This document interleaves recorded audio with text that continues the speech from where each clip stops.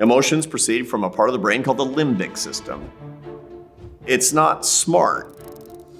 It just creates these feelings and drives and desires. It's nothing conscious about it at all.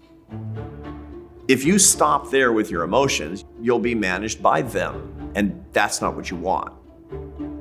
You want to deliver the experience fully to your prefrontal cortex so you can decide what the emotions mean and how you're going to react.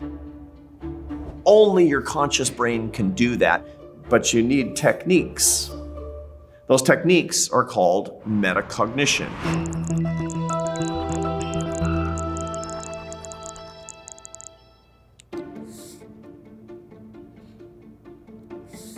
Metacognition is awareness of awareness. It's thinking about thinking. What you're really doing is reflecting on what's going on in your emotional life. You're thinking about your own emotions such that your prefrontal cortex is looking at your limbic system. So for example, when you have little kids, they tend to be really emotional. And that's great sometimes, but sometimes it's an incredible pain. And so you'll say, don't scream, use your words. What you're actually saying is stop being so limbic. Use your prefrontal cortex. You want your kids to deliver the signal from their limbic system to their prefrontal cortex and make a decision about how they're going to react to their own emotions. So take your own advice that you give your kids.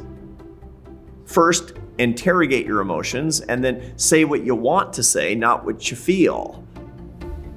That requires that we be comfortable with the fact that we have negative emotions in the first place. It's normal to have negative emotions. And then to have a repertoire of techniques to self-manage. One of the most common ones, the classic that most of us learned from our grandmothers, is when you're feeling angry, don't say anything until you count to 10. Researchers have put this to the test, and they found that the right number to count to is actually 30. What that's doing is giving a chance for your prefrontal cortex to catch up with your limbic system, and it's incredibly good advice. You will self-regulate. You'll also be prouder of yourself than what you wanted to say in the first place. Metacognition takes a lot of practice. It's not something that you read about it makes sense, and suddenly you can start practicing it perfectly. And you have to be pretty kind to yourself to recognize that you're going to fail a lot.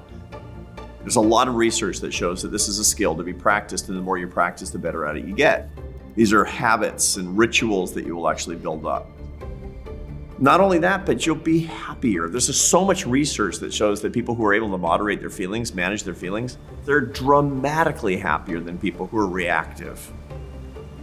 And, not coincidentally, they make other people happier around them.